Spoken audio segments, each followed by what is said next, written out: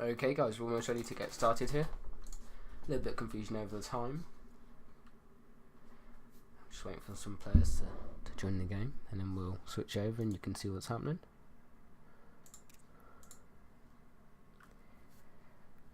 I think HTT thought it was an hour ago that it was meant to start, so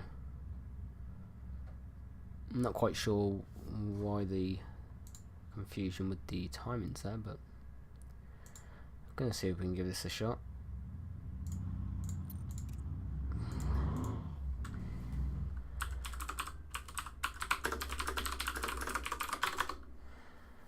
Trying to get one player into the game, and he seems to either be rejecting it or not able to join. I'm just trying to figure out which one is the correct one.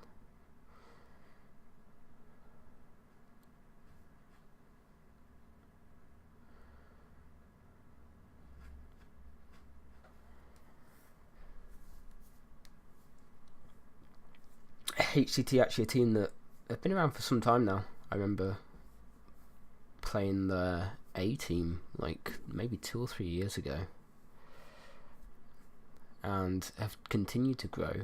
Some of the players have grown with them as well. Some of them have joined, and they've got some very good players in their ranks now. I think they've even got quite a few high GMs. Just have a quick look here.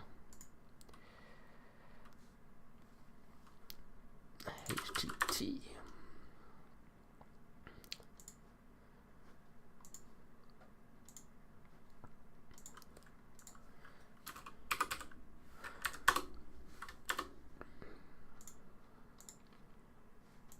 Yeah, of course I've got Arctor, who I think is oh, there we go.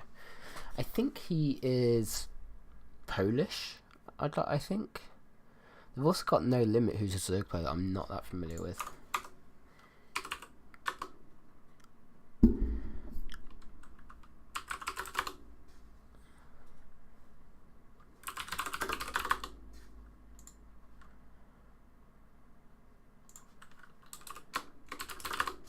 So we're just about to get started. Let's switch over here to the in-game view. There we go. Hopefully this is all working okay. Yeah, I'm not familiar with No Limit actually. I'm sure I should be, but I'm not. But they've also got the likes of Nuclear, who have been around for a long time. Nengan rings a bell. Sexy Drone. I've ran into quite a few of these guys. Why is my overlay completely reset? That's really annoying. Okay, well it'll be fixed for the next game. I apologise, guys. I set that yesterday, and for some reason it's completely forgot it. So let's do Control N and get up the name tags at least, and we'll do a quick introduction. So bottom right, playing on Acid Plant, it's going to be Pativia for Team Clarity, and then top left in the purple, playing for Hikagu T Team. I don't know if that's how you pronounce it, but it's Dyra Weave. And it's CVZ. I'm kind of surprised that it's CVZ, honestly. Acid Plant is... I don't think it's a bad Zerg map. I don't think any map in this map pool is particularly bad for Zerg. I think there's more difficult maps. But to have 2 Zerg players on the initial map, which is kind of set by the league, I'm kind of surprised by that. So, hatch gas pool, I think, for both players, although this gas was a little bit early. Now are we going to go for the... Yeah, this is a slightly different build order, I think, from Dowie. I'm not quite sure why the gas is so early. This looks a little bit more common from Pativia. But this map in ZVZ can be a little bit screwy. I'm just trying to show you some of the reasons why here with the camera. There's lots of angles of attack. So... There's also 2 paths across the map. You can go this way, up here, round here, and down here. Or you can go down here, across here, down here, around there, or just straight down this. So there's actually almost three different paths. And because of that, you can see a lot of lings running by lings and stuff like that. And I think base trades on this map are a little bit more common as well in ZVZ. I've certainly played 1 or 2 this season, and it doesn't really ever happen for me. So... there's a few interesting dynamics. Third base is generally I take this one, but some players do take this one as well, and it can catch the other players out sometimes. I think this one's slightly easier to defend than this one. I don't know why, it just feels a bit awkward. But let's get back into the game. Hopefully all the sounds are working okay. I should probably get the chat up one moment here, guys. So yeah, I've changed the overlay for the next game. I don't know why it reset from when I last loaded up StarCraft 2. It's kind of interesting. So what you want to pay attention to right now is the Bane Nest timing and the drones that are being built. So Pitivia is going for a fairly common Bane Nest timing, whereas Darrowweaver is actually just skipping it. Darrowweaver is playing crazily greedy, actually. Pitivia is going for a pretty safe build. He's going for Bane Nest before third, which is just a slightly safer variation, honestly. I think most of the time you can just put the third down and build the Bane Nest after it, and you're going to be completely fine. In fact, I'm more familiar with that variation. And actually, a lot of links coming out here from Pitivia. I like this. The only thing that would be nice to see if he'd been able to use some links offensively earlier on in the game, not to kill stuff, but just have them over on this side of the map to morph banelings. Because right now he could be doing this attack with banelings already morphing. Instead he's going to have to get up here and start morphing banelings and then attack. Two queens pushing out, trying to pick off some... trying to pick off an overlord. And you can see exactly what's happened here. So Darrowweaver's ran past Pitivia, and Pitivia has ran past Darrowweave. So both third bases are going to be under some aggression here. The advantage that... Pitivia has is that he has an earlier Bane Nest. Darrowweave does have more drones though. He has 5 more drones because he delayed the Bane Nest and he's gone into roaches a little bit quicker. That third is going to go down for Darrowweave, and while that's happening, Pitivia has managed to reduce the link count on the opposite side of the map. So Pitivia a little bit more in here. I like this. I think pulling those lings back is probably a mistake. Get those Banes and see if we can get them into the mineral line. He should be able to hold his own third base. We're going to try and morph some Banelings. And I think if you're going to delay the Bane Nest that long, it's probably not worth getting it at all, because the Roach Warren is now complete. Nice Baning connections there from Pitivia. Really nicely done here from Pitivia, actually. So Roach Warren is complete. Oddly enough, Darrowweave is still making drones. I mean, obviously, you know, it's not a bad thing to be a little bit greedy in this matchup, but and he does have some defensive Banelings now, but he could have just made some roaches and skipped the Baning Nest and not made Banelings at all in this circumstance. Not something that I'd necessarily like to see. I think always just get the Baning Nest unless you're playing against 2 Banes for 3 there. Always get the Baning Nest unless you're playing against like an Evolution Chamber, a Roach Warren block on the natural. In which case, this is just going to be, I think, potentially GG here. There's no roaches out in time. Good connection on the drones, and the lings are going to come in, clear up the drones. GG goes down from Darrowweave. Quick game there from Pitivia on Acid Plant. Just a slightly more refined build order, I'd say, won that game. Wasn't so much down to like an error in micro from either player. I don't think Pitivia, for example, outshone Darrowweave in terms of micro. It's just he had a more refined build order, a build order which is a little bit more common in ZVZ. Also, I can't look at the build order, but the earlier third base meant that he had more lava production, and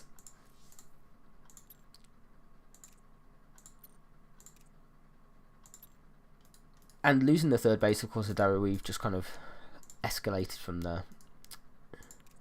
I think maybe the drones that Darrowweave made after losing the third base, he made like another 6 drones. If those were roaches instead, just make some safety roaches, I think he's probably in better shape. But at least it was a short game since we were on the wrong overlay, and now we can actually use the correct overlay.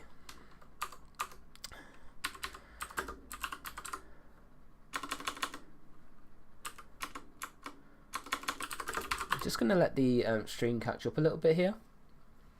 Of course, HTT need to bring out their next player, but don't want to rush them. It's nice to be able to watch the stream and then react rather than me whispering them when the game's not even over yet. I do actually have it up on the screen, but I do have some issues with dropping FPS occasionally when I have Flash Player open. So I might no, I won't switch from that screen. I'll just stay on here, and we'll just wait along with you guys for the next player. Summer Lemur, is it Summer Lemur? Lemur? Welcome to the stream, man. Pitivia, I hope I'm saying your name correctly. Obviously he's not watching the stream because he's going to be playing, but I said this yesterday when I was commentating for Passioncraft, that I am British, and whilst I do speak English, my pronunciation of words is to be desired quite often.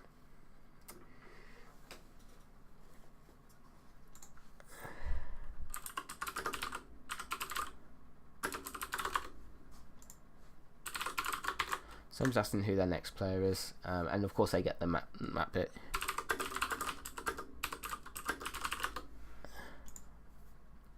So we'll wait and see here. Obviously they've got quite a few maps to pick from still. So let's just mark these off as we go. So we've played on Acid Plant. So they've got a big selection to choose from.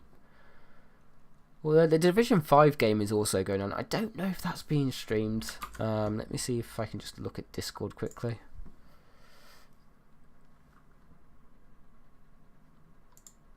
No, there's no messages on that. I'm not sure if it's being streamed. I was originally going to stream the Division 5 game, but I think this one got rearranged or something happened.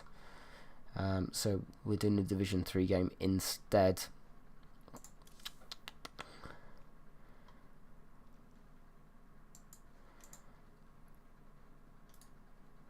How's Floki getting on ladder? He needs to start laddering more. He loves his custom games, which is great, but he's not quite up to his okay, Petivier, messy game. I think it's that map, honestly. I was saying it before any of that happened. You can just take completely different paths. I mean, a big thing that's a good idea, not just on that map, but in any ZVZ, is just to keep those two defensive banelings. If you can keep a couple banelings on your side of the map and just have those kind of at your natural base, it gives you a little bit of protection to defend your third. Obviously you can keep them on your ramp and defend your main if you like, but it does help in those type of situations where you're kind of like ships in the night. So I'm just waiting for the next player. Of course they've got time to discuss it and come up with a player and a map that they want to play. So Darry Reeve was a Zerg player. I think they've got quite a few Zerg players in this lineup, maybe 3 or 4. So I'll wait and see. CVZ always a little bit of a nightmare in clan matches though. You can lose a ZVZ very easily just by one moment of miss micro. You know, if one player wants a 13-12, reacting to a 13-12 is a lot more difficult, for example, than actually doing a 13-12. The bonus of doing like a 13-12 is that you excuse me, sorry, the bonus to not doing a 13-12 and just defending it is that you can find a little bit more consistency in it. But I've played quite a few ZVZs in clan matches against 13-12s, and sometimes it goes well, sometimes it doesn't. But ZVZ in general seems to kind of lower the skill gap in games, especially if the other player wants to play like early pools and stuff like that. You know, it's the equivalent of proxying with Terran with Barracks or proxying with Protoss or something. So, still just waiting on HTT here. I actually played a pretty crazy game. Innovation has no soundproof headphones on. Yeah, I haven't had a chance to watch too much Nation Wars, honestly. It seems like the Koreans are kind of taking everybody to school, and it's not even their strongest lineup, which is interesting. But yeah, I had a pretty crazy game against Nuclear recently. Maybe like a few weeks ago. I got super far behind in the early game, and then I traded crazily well in the mid game, and then I think he came back with Carrier in the late game, and I was like, yeah. So I think Isle of Candles is going to be the next player.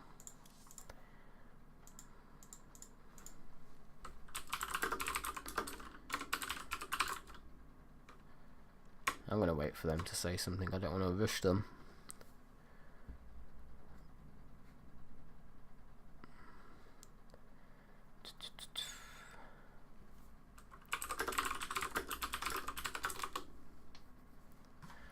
find out what map they would like.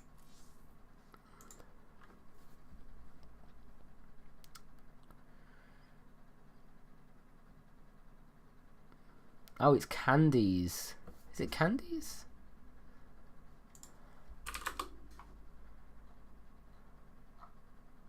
He said Candies here. I thought he said Candles. Sorry for the slight delay here, guys. Although it's nothing like Passion Craft yesterday. I was sat there like for half an hour waiting for a game at the start. It was such a mess up with the stream. Like we started the stream after the games had started. It's pretty bonkers.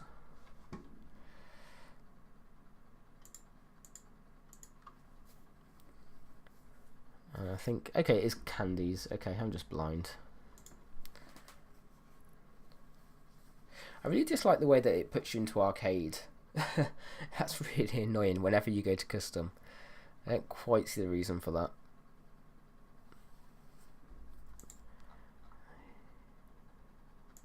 Okay, he's in the channel. Is he going to decide on a map? Come on, my man. Places to go, people to see, all that business. I don't, to be honest.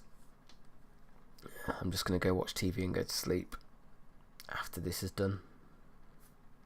Haven't been playing too much StarCraft 2 the last week. Just been a bit ill, unfortunately. And I've been working to catch up on the work I missed when I was ill. So, been a bit of a busy bee. I swear, guys, I'm not getting impatient here. Let's have a look. Blackpink. Okay. Let's do this. Ooh, come on. So, I don't know what race he plays, but we'll find out in a moment. Let's enter the lobby. Let's invite Candies. And let's invite Petivier. And we'll make me a referee, take off the build order, and we're good.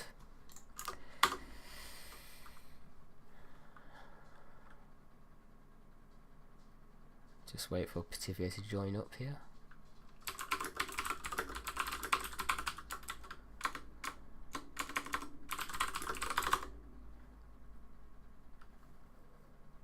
And we'll get into the game as soon as they ready up.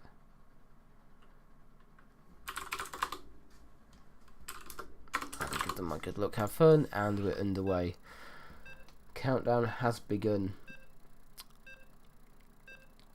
The 10-second countdown in StarCraft 2 always interests me. I think it was like 3 seconds in, maybe it was 5. No, it was 5 seconds in StarCraft Brood War, and then after 2 seconds you couldn't change race anymore. But it says it's going to be a ZVT. Blackpink is the map. I think this is a good map for Terran, honestly. Let me just check here with my OBS and make sure that this image isn't blocking too much. There we go. Let's pop it over there. That should do fine. Sorry about that, but we only missed a bit of mine. So, playing in top right for HTT, it is Isle of Candies. Oh. There's a pair of underpants. Interesting. And then playing in bottom left, Team Clarity. It's Petivier. So we've seen here Petivier ZVZ. I guess we're going to have to see some ZVT. And this is, I think, a decent choice of map for Candies. Obviously, you had a big pool to choose from. Maybe you go with Acid Plant if you can, but that had already gone. I think Catalyst is pretty good as well, honestly. Catalyst, I think, for Terran has become a really good map as the season's gone on. At the start, I think a lot of Terrans would have disliked it, but as the season's gone on and they've kind of learned these kind of 1-1 timings, 2-2 timings with these tank pushes and the drops into the main down around the back or the left right hand side of the map, then it's become a good map for them. And I think percentage wise it's improved a lot as the season's gone on as well. But Blackpink, pretty solid. The architecture of the map makes it kind of difficult for Zerg to take a fourth. You either take in this base, which can be siege from this position, or you're taking this base, which again can be siege from this position or this position. It's not quite as easy to push, but this base makes you a little bit more vulnerable to drops. You know, drop play between these two locations, the main base and the fourth. So I think most players have started taking this one, but I'm not sure how relevant that's going to be. I'm not sure Blackpink will be in the next map pool. I don't expect it to be. I think it's been in the map pool for quite a while now. I think it's been in this season, so I think it was in the previous season, and so is Neon. I think they came in at the same time, so maybe both those maps will exit soon. Particularly not worried too much about proxies apparently. So if they're just going to go straight across the map. I'm not sure if he scouted otherwise beforehand. Hasn't hit a drone either, so he's just on the low ground here. Maybe not looking to take that super early third base. I mean, he's already at 31 supply, so. And he's going to push the queen out, but he's not sending a drone or anything just yet. As Candies is going to go into the main base. Overlord speed on the way. That's kind of interesting. It's kind of a bit of a contradiction. I mean, if you're going to get Overlord speed, you may as well use this Overlord for scouting proxies in the early game, because it's going to get across the map very quickly anyway. So you don't necessarily need to push it across so early and risk it time to Marines and risk not scouting a proxy, for example. A lot of Zergs in recent times have actually not sent this across the map at all. The second Overlord, they just kind of pop it around these type of areas to scout for that proxy location. So it's going to be a Hellion follow-up for Candies with a Starport. Let's just have a quick look here while the next add-on is going to be pretty important. Hellions are travelling across the map. Oh, the Lings actually get the pick off on the Reaper, I think. Yep. And the next add-on is a Tech Lab. So he's going to build a Viking and follow up with a Banshee. Of course, with the Overlord speed, the Viking becomes a little bit less efficient, but it still denies the vision for Zerg. I think this is probably one of the strongest builds at the minute. If you're going to, in terms of openers, to give you the flexibility of either going into bio or mech. In fact, he's going to completely ignore. Okay. Don't quite know why he's going there first, but I'm sure he's going to come back and get these Overlords. He must know there's one there as well. He saw it early on in the game. Hellion's not doing too much just yet. He's waiting for the 5th and 6th ones to come across the map, and then he's going to try and be aggressive from there. Baneling Nest is going down for the Zerg. I like this, although he's opted for double evolution chamber as well before Lair. Not as common these days. Just due to the vulnerability that you have to Hellbat timings, and also you don't quite know what upgrades you always want versus Terran, because you don't know whether they're going to play bio or mech. So delay numbers become fairly common, but it looks as if Isle of Candies is just going to be playing bio. Throwing down a couple barracks. In fact, I think he might have scouted this, so that may be completely reactionary from Pitivio. I wasn't quite paying attention to what he scouted at the time. Let's just have a quick look. I don't think he did scout it.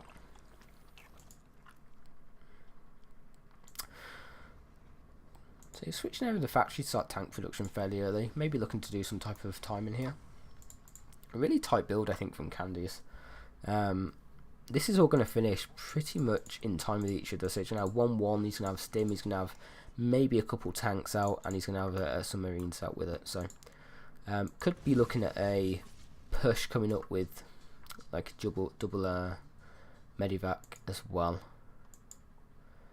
Let's just have a look. No 4th base going down just yet. You'd expect that to go down sometime now. Hydrogen is coming down. Liberator around the back. I didn't actually see this being produced, but it looks as if Pitivio reacted fairly soon. Needs to get this queen in position, but he's maybe busy microing up here to make sure he doesn't lose too much to the Hellions. Yeah, he actually brings his creep queens in as well. That's always a word I struggle to say. Creep queens. As the Hellions now going to run into the 3rd again. Is he aware of this? Yeah, he's pretty aware. I mean, those Lings probably Yeah, he's going to have to bring his queens. Like, you don't really want to chase Hellions too much with dealings. But finishing, joining up the third now, taking his double gas. He's already got a Hydra upgrade. No, he hasn't actually. I thought he did. I thought he started it, but apparently he hasn't. But here's that push that I was talking about. It is with 2 tanks, a few bio, and probably a double medevac. Yeah. And this is all going to finish. He needs to be careful that this 1-1 is finishing time. But this is all going to finish fairly similarly. And he's already got an armory going down to get that 2-2 started straight away. And of course he's had this third TC for some time. Candy's playing this really well, I think. Now this is always a key part of the game for this matchup. How much damage does this push do? Petivier has taken this inner fourth base, but he really, as you can see, the army supply is completely different here. There's a good difference of 20 to 30 army supply. This is really aggressive from Candies. He's just going to walk straight onto creep. I don't really see a way that Petivier can defend this with what he's currently got. He doesn't really have any safety banelings out. Doesn't have a lot of lings out because they were kind of killed by the Hellion. And the passiveness of Candies early on to not lose these Hellions is making this push even stronger. He's going to, like I said, kill that third base. And Petivier does have the tech to deal with this, but he just didn't have the units. Really aggressive from Candies just to push onto creep though. I'm kind of interested to see what his follow-up here is going to be. I kind of feel like he should just pull back. That's what he was going to do. I think that's the correct decision. Kill off a little bit of the creep, pull back, and then you should be able to hit a nice hard 2-2 timing. Dropping a few frames there. Let me just pause the stream on the other screen. Sorry about that if that's affecting the stream. But yeah, he's got 2-2 started. Combat shield's almost also on the way. So I think if he just pulls back here, keeps these units alive, he's delayed the Zerg production, delayed the Zerg economy, he'll be able to make this 2-2 push really strong. Let's have a look though at the infrastructure going down. So more barracks going down, a second factory going down. Fairly common things that you'd expect to see at this point in the game. Even starting into Marauder production just to eat up some of those baneling shots if he can. This SCV stuck back there. What a lazy little shit this guy is. You can't even see him. He's so hidden. There he is, bottom right corner. Lazy little shit. Continuing just to push from this location. It's a fairly strong location to push into. As you can see, denial of creep. You lose vision kind of on this area, so you can put tanks on there and really spread them out quite well.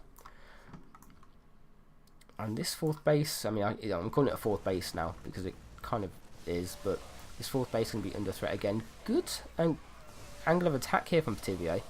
Going to get straight in at the tanks. The baneling hits are massive actually on the Marines, and this is a really nice engagement from Petivier. He's not going to lose this fourth base. I'm surprised that Candies didn't just wait for 2-2. He was in a really strong position. I mean, he's got double factory almost done.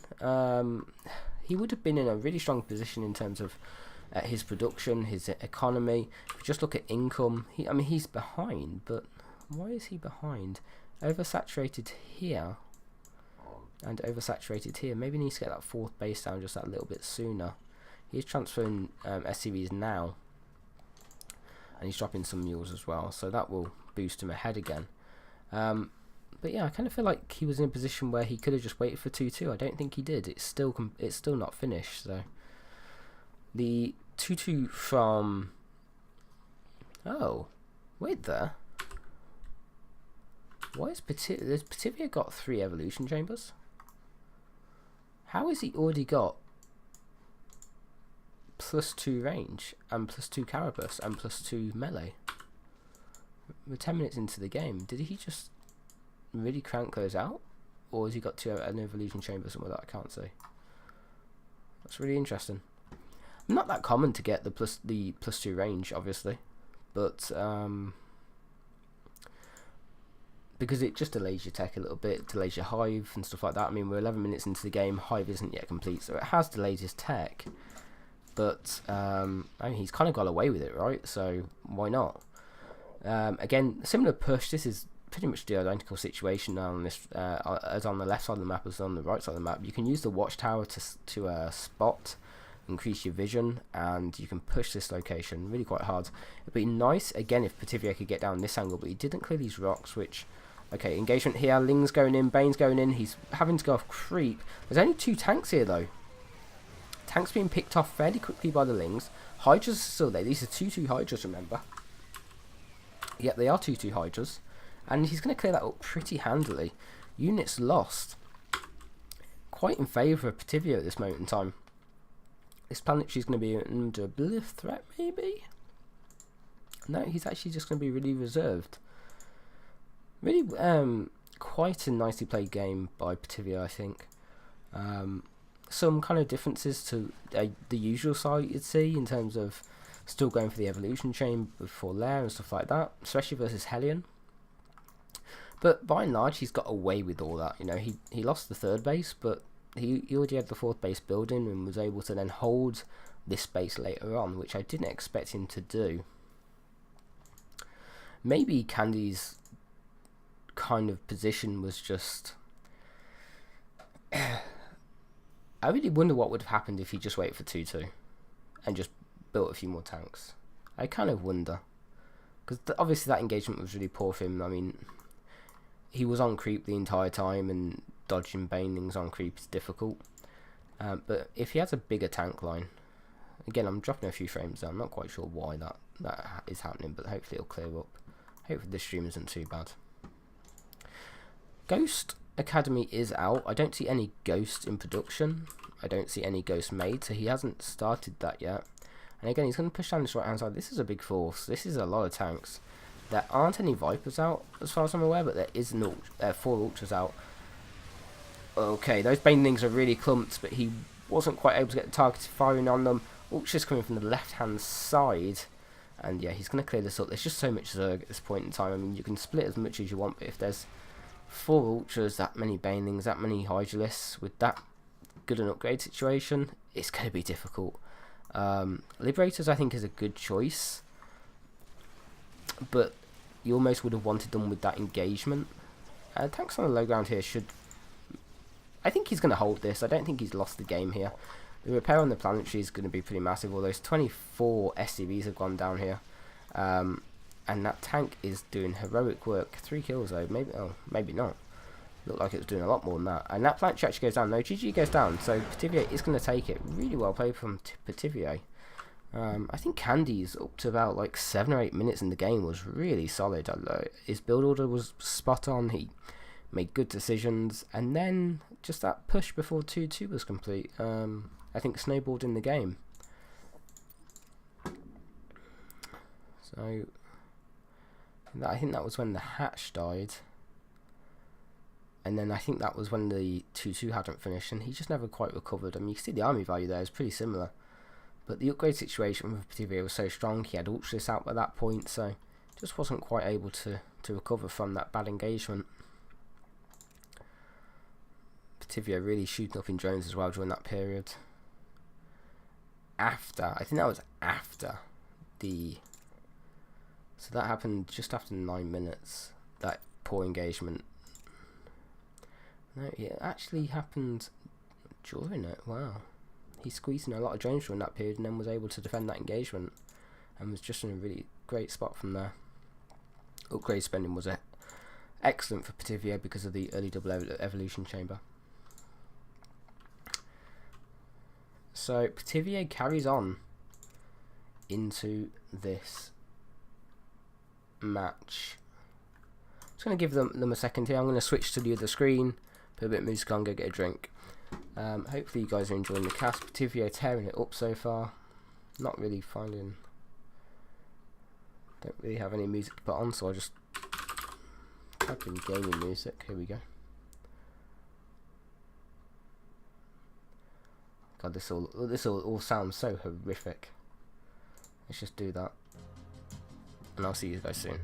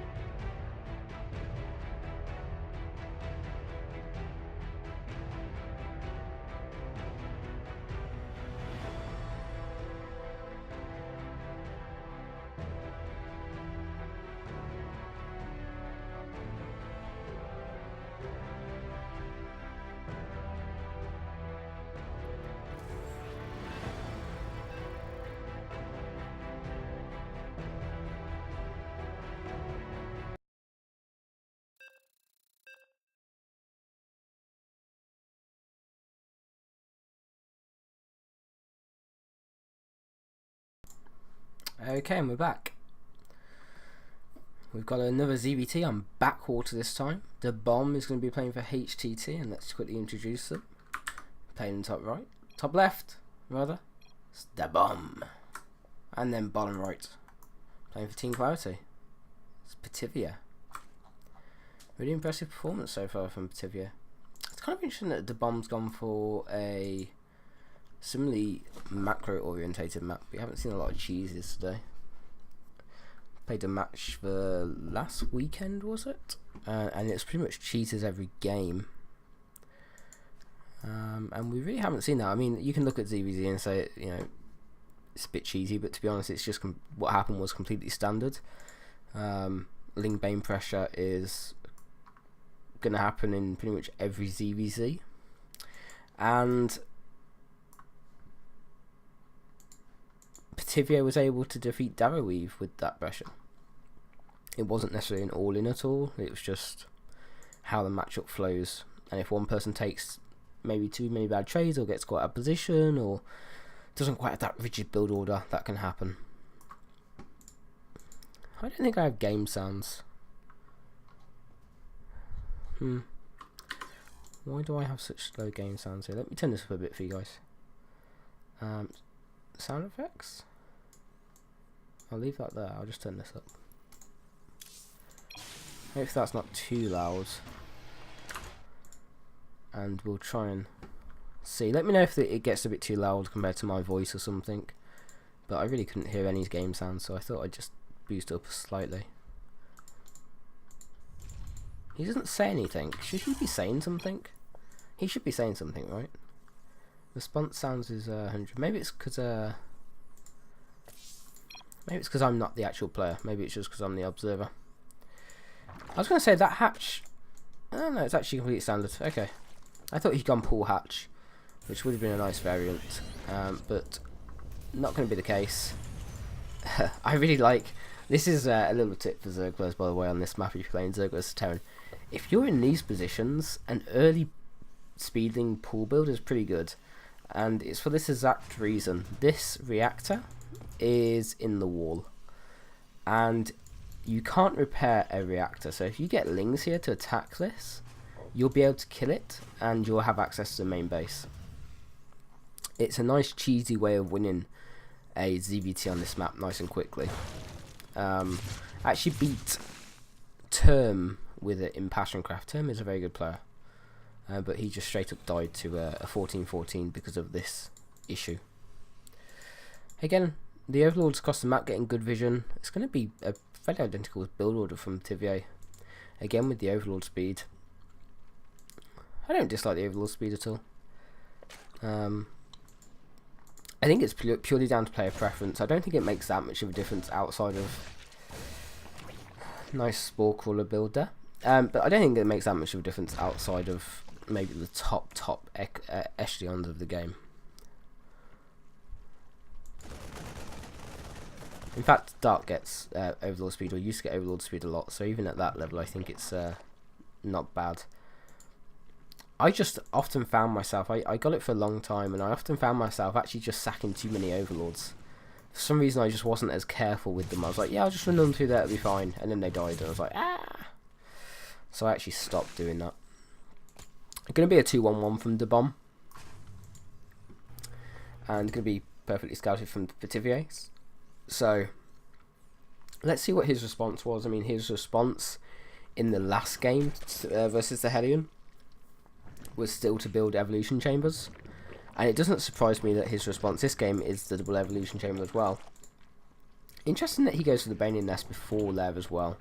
Not something that I've seen too much. Generally, you don't want to delay the lair for that long. Like, if you're going to go double evolution chamber, you follow up with the lair afterwards and then the Baning Nest. But getting the Baning Nest earlier, it means that you're not as susceptible to Hellbats, but it means that you put in maybe 50, 75, 100 gas into Banelings, 150 gas into evolution chamber, 100 gas into melee or range, and that's all delaying the 100 gas that you need for lair.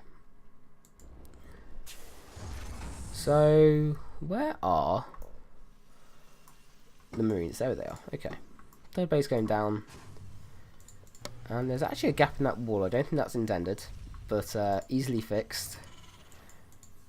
Just a slightly wonky wall there, but I think quite a few Terrans have that issue. Where's the second medivac?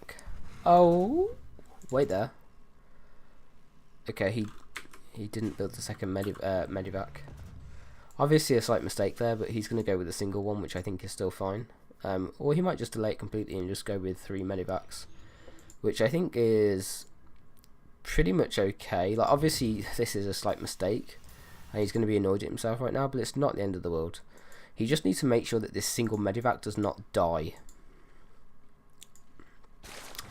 Actually scanned the main base to see the layout. I don't quite know why that he did that, but either way. 44 workers for Petivier. He's got a lot of things out, a lot of queens out. And a single drop is gonna not do an awful lot. No, you can't lose all those marines. Ouch. Okay, well that was an unfortunate situation there for the bomb. He's kind of in rough shape at this moment in time. What I will say is that Petivier built a lot of lings. He built banelings, he built evolution chambers. He was actually under-droned for that point in the game at this base. When that drop came in, even though it was later because he was kind of maybe a bit befuddled by not having that second medivac, there was still only like 4 or 5 drones here. I mean, that attack should come in like 5 minutes-ish, 5:30-ish, and you should have like at least 10 drones here generally. Because then it gets into the situation where even if you defend the 2-1-1, you're actually behind where you should be economically. But because of the slight mistake from the bomb, I think Petivier is in a really good position. And he did drone this up fairly quickly afterwards, and the 4th base has gone down in good time. Bending speed on the way as well. I want to keep an eye on this production tab a little bit more because I'm kind of curious as to how he squeezes in the range upgrade. I've actually just completely removed the production tab, so let's not do that. Nice little, I always like this. Just something a bit annoying. Burrow no ling there or something is even better, but Burrow isn't always an upgrade that you get mega early in CVT. Infestation pit going down quite early actually. And sorry, a few frame rate issues there. Why am I getting frame rate issues? Don't know. Let me just do some stuff there. Just getting a bit of creep. This is good for the bomb. Hasn't been able to get a lot done with these medivacs and marines so far. And the unit's lost tab is actually in Petivier's favour because of the marines that went down earlier on. 3 spores crawlers going up at this 3rd base. I do like that. I mean, drops can still get in there, but it is a prime drop location on this map. And again, Petivier going to be able to push that back. 70 workers versus 48. This is really rough for the bomb. I wonder if he's just going to try some kind of... I don't quite know how this is going to work. I mean... He's still making 3 SCVs at a time. He obviously wants to push because that's what Terran wants to do at this point in the game. But I kind of feel like he's so far behind, he's just losing the game if he does this. I mean, he's got a similar army supply, but he's going to be walking on to creep. Petivier's already scouted this coming. He's kind of got less works than what you'd expect at this point in the game. And his 2-2 is nowhere near complete. And if you just want to all in on this push, you may as well cancel the 2-2 and get like more marines and stuff out, right? I kind of feel like he should just go Maru mode right now and just like turtle up, max out, get 2-2, and try and take a really good engagement. I mean, obviously that's difficult, but I think if he did that, he'd probably be able to hit just before the Ultras were like popping, and maybe like without Chitinous baiting as well. Whereas if he loses this entire army, I really struggle to see a way back into this game for him. He's actually not been able to clear this active duty map. And here we go, Petivier going to come in from a couple angles. Like I said, the bomb is actually on creep. He's trying to split, but he's on creep. There's so much Zerg here. And he's doing a decent job, but like, there's just too much Zerg. And he's going to lose a whole army. You see the resources lost tab is heavily in favour of Petivier. This hasn't gone well for the bomb this game. And 2-2 is almost there. Like, yeah. I don't know, he obviously feels the pressure to push, but, you know, scan the main, find out the hive timing, figure out how long Ultras are going to be out, and then push when your 2-2's got done. I kind of feel like that would have been a bit stronger than just walking across the map with that force and losing it. He was never going to trade that well once the 2-1-1 was so ineffective because of the mistake with the medivac and stuff like that. Gonna load up a couple of drops. I think this is good, but I mean, I feel like he almost needs to start getting into the ghosts and already and just trying to take some really good trades or something. I mean, ultras are coming out at this point, whether you like it or not. On this map, you do have the advantage that the third base is kind of a gimme. Taking the fourth base is also fairly achievable because of the choke here, which you can control with tanks, and you know, if you have a planetary here with tanks as well, it's all kind of fairly defendable. But okay, the Ghost Academy is going down. 3-3's also started. Oh, he's 20-30 supply down at the minute. The big thing that he'll want to avoid is the Broodlords. And is there a Spire on the way?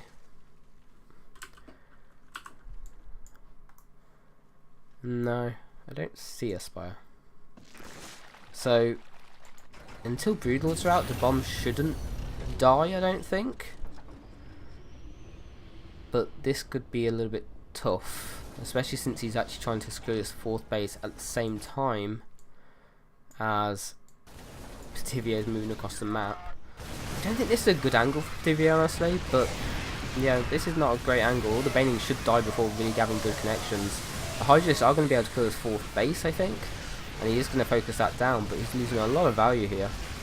Yeah, the fourth base does die.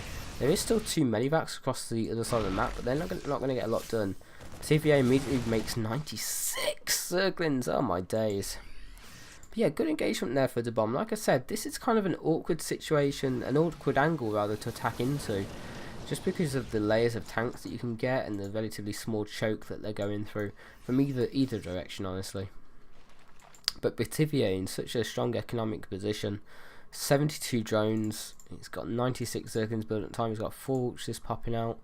I mean, it's kind of not bad for him that he traded out that army inefficiently because he was just so far ahead. I mean, he's still ahead in, yeah, this isn't going to work.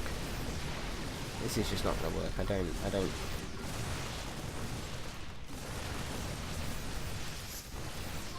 don't agree with this. There's just so much Zerg here. I think in that situation again, you just have to try and secure that fourth base. It's not those pushes after the failed 2-on-1 business were just never going to be effective. You have to kind of shut down, I think, and play from there. Sorry to be so anticlimactic, but it was so obvious. I mean, those pushes were just not going to work. Even after taking that really good engagement at the fourth base. I feel like if he'd been able to take that fourth base, secure it again with the tanks, with a bit of bio, with getting some ghosts out, and got that ghost count higher, started to get that Raven count up, started to get from Vikings, he would have been in good shape, but wasn't able to do that. So Petivier marches on, man on a mission, to not let anyone else play. Oh, that's why I've still got Nation Wars loaded up. That's why I'm getting a few frame rate issues. I'm not sure what the score is. Last time I saw it was 4-2 to Korea with the Innovation playing Hearthstone. So Korea are on match point there. I don't know what that's about. Just going to give them a sec here to pick up their next player. Well, they've got this Onicliffe guy in chat, so it might be him. Another Terran player. We're going to get another ZVT. I'd love to see just some type of cheese or something would be great. I don't know. I mean, I'm saying would be great, but like, yeah, that game just really didn't go well there for Debom.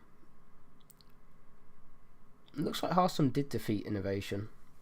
Looks like he's on YouTube listening to music now as well, so that's good. or maybe it's just a technical pause because Innovation's still sat down, I think.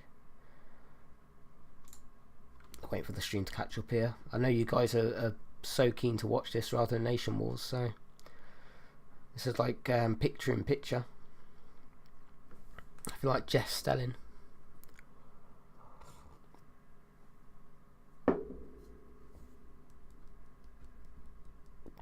Just trying to see who's actually playing here and what the score is. The stream should be catched up in a moment, so we should get the player available. Let me see if I can get an update on the visuals in the game, so I don't want to ask him. Let me just ask in channel. See what the Division 5 score is. I'll actually switch over to the full screen and just update the score in case someone's just literally tuned in.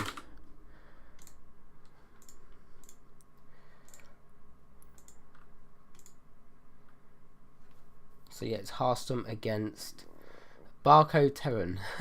Could be MMA or Innovation, but it's currently 4-3. So Hearthstone was able to defeat Innovation. I'm guessing that Innovation is just playing again, to be honest, rather than reset up the keyboard and stuff. Yeah, he is. So if he can defeat Innovation here, it goes to 4-4. And I think you can only revive somebody once, so it would be probably Sue versus Hearthstone in the final game if Hearthstone was able to defeat Innovation.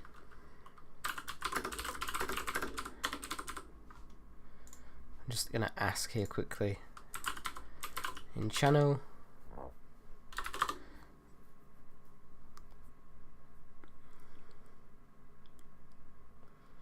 So we've got through this fairly quickly. I mean, we've played 3 maps, so there's lots of maps for HTT to choose from still.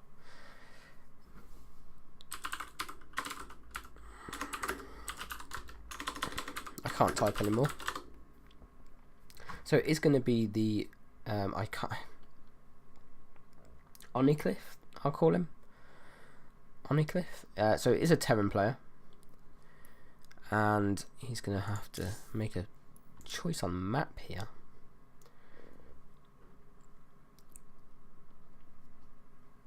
I'm not quite sure where HTT are based.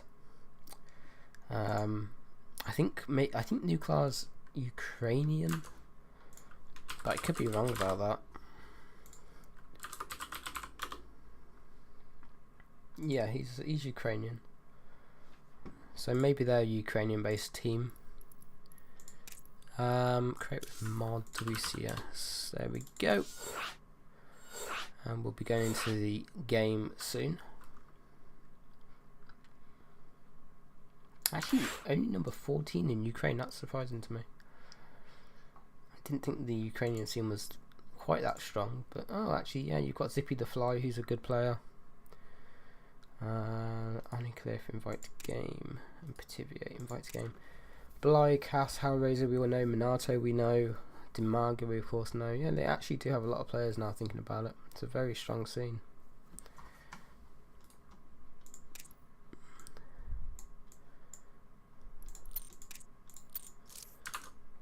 What you got below that? Yeah, some very strong players.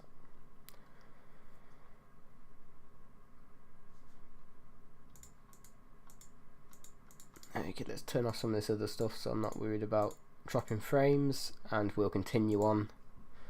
Zerg play out power indeed, matey. There we go. Hey, it helps me, you know, commentating Zerg games I can do all day long. Commentating Protoss versus Protoss, oh, that's going to be a ball ache.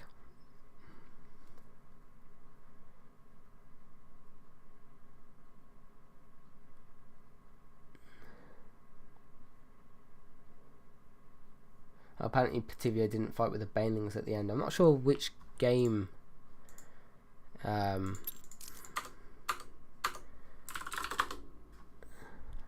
he's referring to there.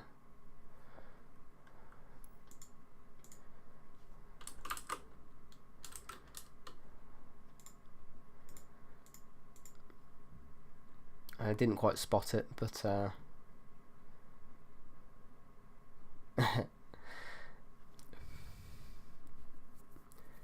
Yeah, I think that's just one of those games. The previous one for oh, I've forgotten his name now. What was the chap's name?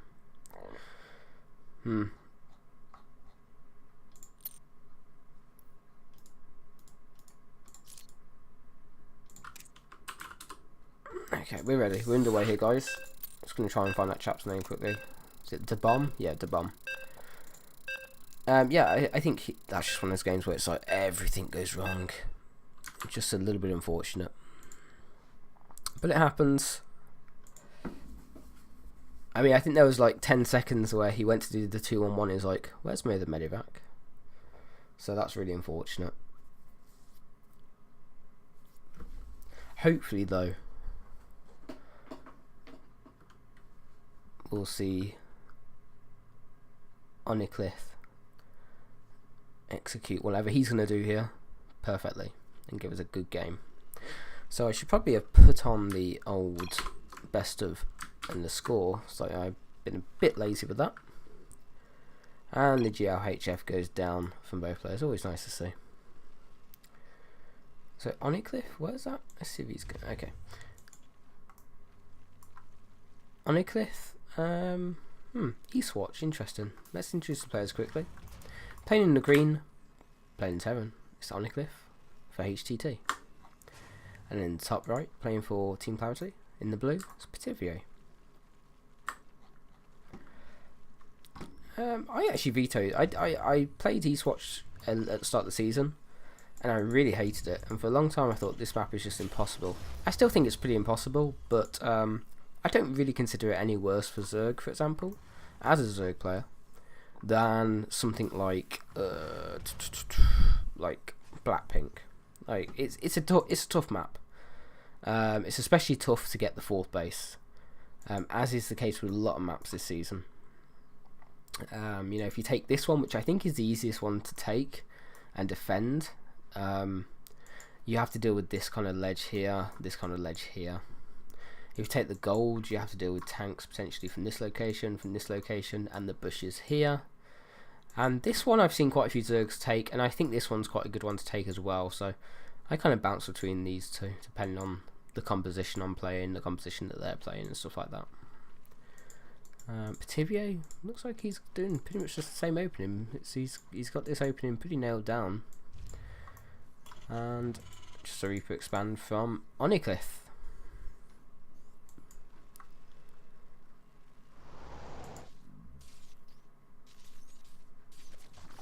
It'd be nice to see some mech play, wouldn't it? Not that I want to see Petivio lose, but I feel like his style versus mech is going to be fairly weak. The early evolution chambers in particular is just, it's not as strong against mech follow-ups, because you're pushing resources and time into that melee upgrade, which is really not helpful versus mech.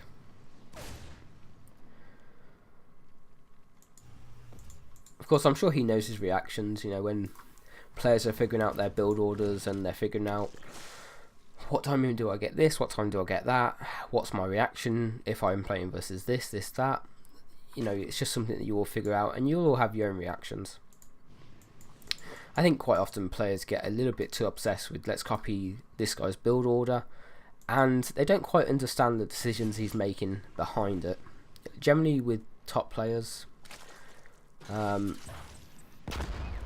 they have their own little quirks and quinky dinks that they do, and they have their own specific reasons for it.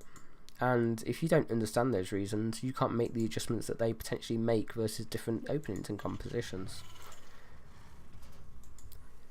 I put up a cheat sheet maybe a month ago for Zerg, where it basically broke down different build orders and the reactions versus different Terran build orders and unit compositions.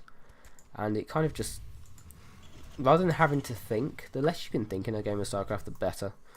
And rather than having to think, okay, he's got this composition, what should I do?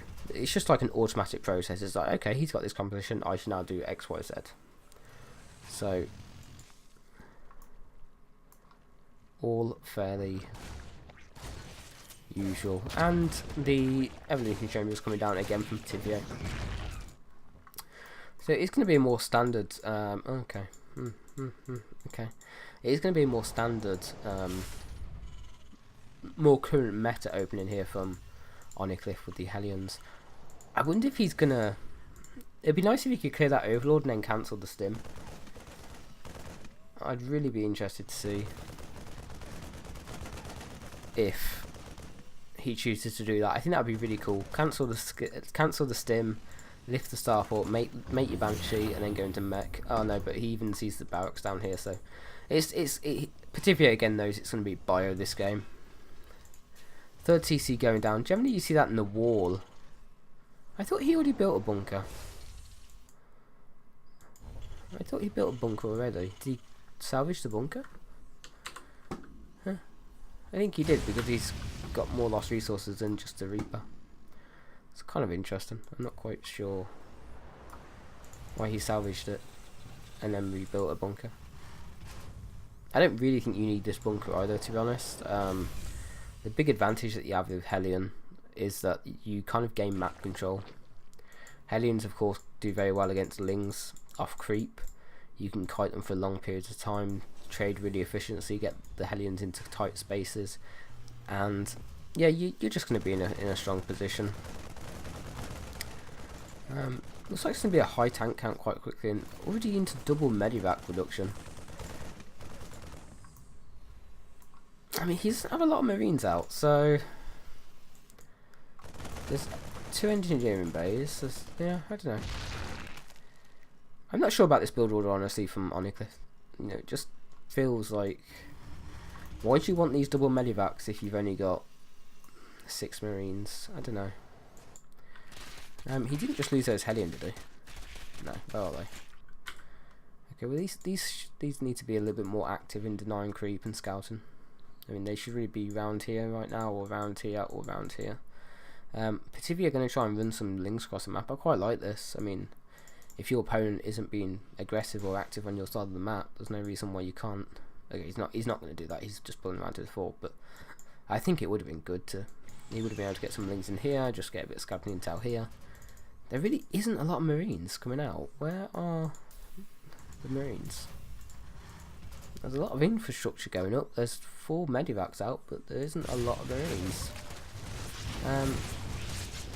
Gonna dart in here with the Hellion, get 7 drones. I mean, that's nice. But he does now give up map control, having lost those Hellion. And he's gonna try and push out here. Is he? This doesn't. Huh. Let's have a look at your Grace. He does have a stim, he does have combat shields. He is getting an armory, his 1-1's almost complete. And he's actually just going to lift the Marines up and maybe look to travel across the map. I'm not quite sure. I mean, siege the tank. If you're going to go drop in the main, I'd take the tank as well, since you've got 4 medivacs. You can always lift it back up. The timing of this is kind of odd, but there's already some Hydras in production. Infestation pit already on the way. Hatchery already, macro hatchery already going down, 2-2 halfway done as well. Like, the upgrades on Zerg are actually really far ahead of Onicliffe. And this drop is kind of really oddly timed. Yeah. I'll be honest, I'm worried for Onicliffe here. I'm a little bit concerned. No, he's not floating a lot of minerals or anything, but he's just not getting that much income. And I mean, this is a nice timing in terms of all of his upgrades finishing. He's got 1-1, he's got stim, he's got combat shields, he's got concussive shells, despite the fact that he's not really making marauders at this point in the game. And actually, he got a fair bit of damage done, 6 drones. He didn't lose a medivac, which is really important. Only lost, I think, 2 Marines. So, yeah, actually not too bad. I mean, the resources lost is in his favour. I'm just worried about the infrastructure behind it. There really isn't a lot of SCVs out right now either. And there's a 4th command centre going down. It's good to see that going down. Not a lot of denial on the creep spread either. I mean, it's not amazing from Pativia, but it's giving him good vision from drops and stuff like that. He's got a decent kind of warning system in place. And I really haven't seen any creep humans killed. I mean, how do I get the units lost tab? I don't know. I don't know. Is it like Control Alt? I don't know. I don't want to start pressing buttons and screwing stuff up.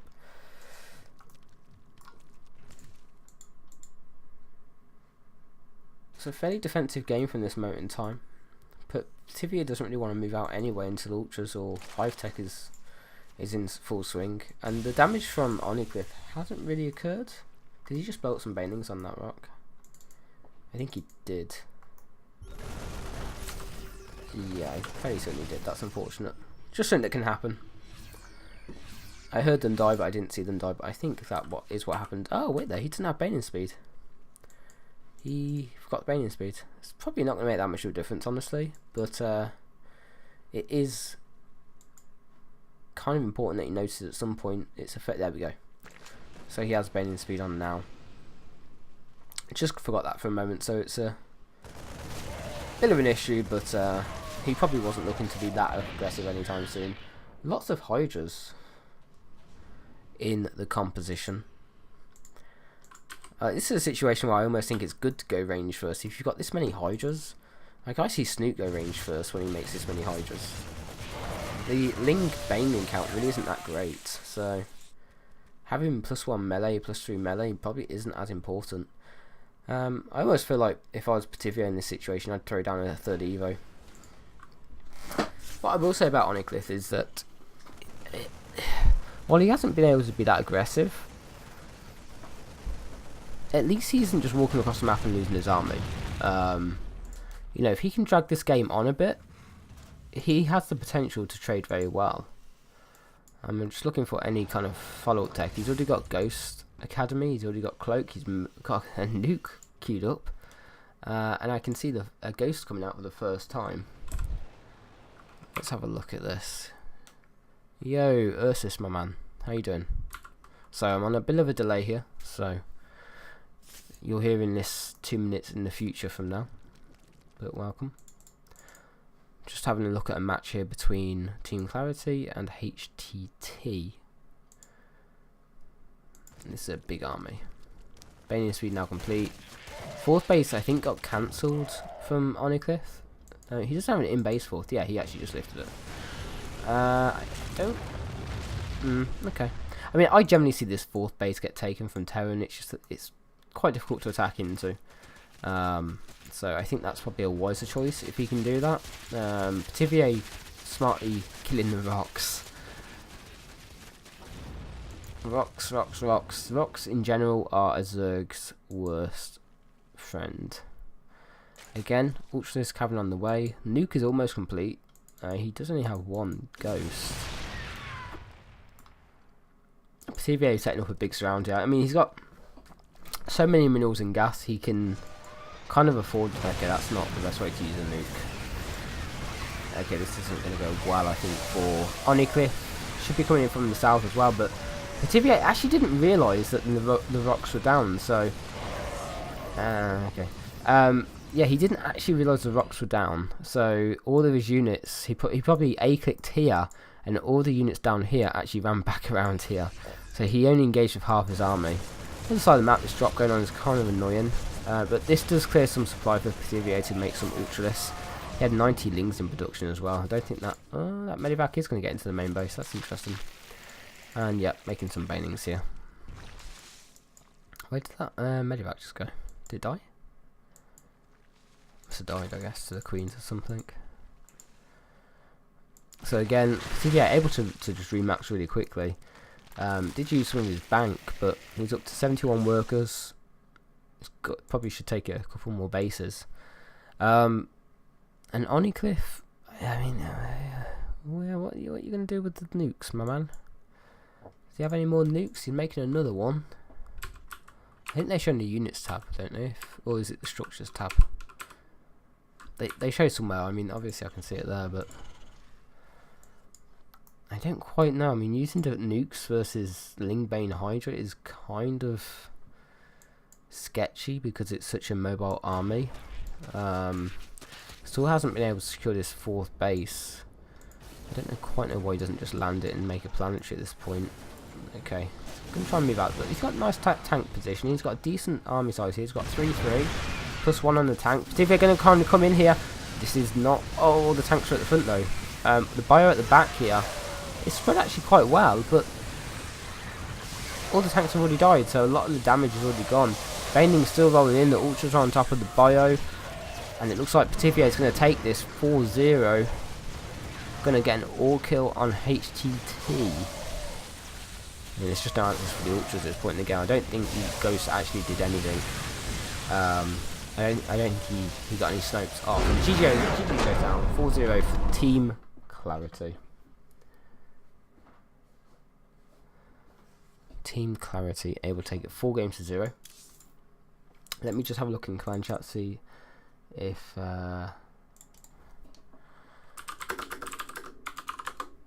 see, so currently the score for Division 5 is 2-0. And yeah, Pativier able to take the all kill in Division 3.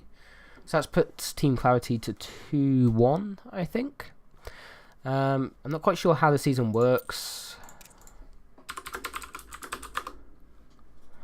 in terms of if there's playoffs or anything, but either way we'll find out in the coming weeks what happens. Right, that's it for now. I'm going to go and pass out, maybe eat some food, and I'll see you guys next time. Thanks for watching.